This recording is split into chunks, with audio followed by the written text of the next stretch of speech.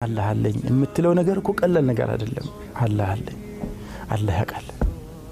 الله علي ብላን ብለ ከምርህ በቃ ድፍት ስትል ወደ አላህ እና አላህን ስታስታውስ ዱዓ ስታረግ ስትለማመጠው ቀላል ነገር ይመስላል ሰው ልጅና ይሄ የሃይማኖት ሚና በሰው ልጆች ላይ በጣም ማደግ ያለበት ነገር ነው አለዚያ ዶክተር መሐመድ ራቲብ አልነብሉሲ ዲን የሌለበት ዱንያ ይላሉ ጫካ ነው ጫካ ታቃለህ ጉልበተኛው ደካማውን እንደፈለገ የሚገላበት ደካሞች ለእርዳታ የሚያረግላቸው የሚያዝንላቸው ሚንከባከባቸው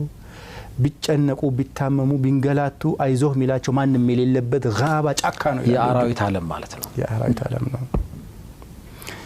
እዚህ ከዛ ምትወጣው ዲን ሲኖር ነው حتى በحياتህ ላይ ዲን በሚኖርበት ጊዜ አንተ يعني تشعر بإنسانيتك ሰው ትሸታለህ ያን ጊዜ ሰዎች ዝም ብለው ይፈላሰፋሉ ሰውሁን ምናምን ይላሉ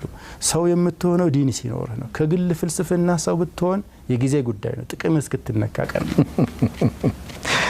ጥቅም የተነካች አውሬ ነው ተዛዘበን እኮ ፈረንጁን ዓለም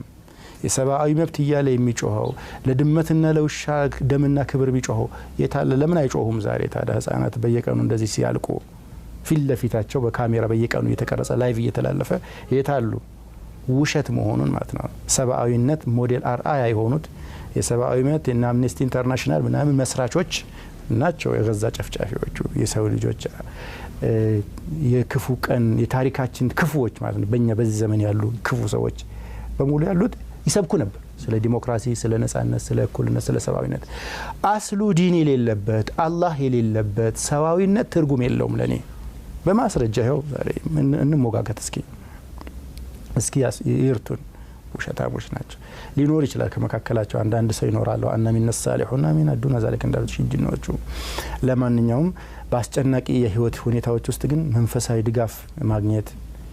ነገር በጣም ትልቅ ነገር ነው በአላህ ላይ ያለ እምነት አላህ ይረዳኛል አላህ አይጥለኝም አላህ አለኝ አላህ ከጎኔ ነው ምናምን የሚለው ነገር ውጥረትህን እንዲቀንስና የአእምሮህን ጤናን እንዲያሻሽል በጣም ይረዳል የሚገርም ነው ተስፋ አለው እዚህ ውስጥ ፈረንጆቹ ብለው ከረሙና ትናንተ ወደ በተለያየ መንገድ ኤቲስት እንዲሆን ሰውን ሰብከው ከበቃ ሰው ማቴሪያሊስት ካደረጉት በኋላ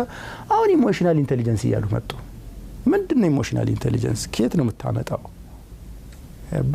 ከይም ስፒሪቹዋል አፕሊፍትመንት ምናምን ማለት ጀመሩ ከየት ምንም ቢሆን በቃ ማንንም ቢሆን ጸልይ ይሏል እንዴት ለማንንም እንዴት ትጸልያለህ ውስጥህ ያወቀ ለምሳሌ የሆነ ጣዖት ጠርበ ምናምን ቆመ ይረዳኛል ብትል ውስጥ ያቃል ህሊናናት ስለዚህ በማ ጉዳዩን አስፈላጊነት ደረሱበት ግን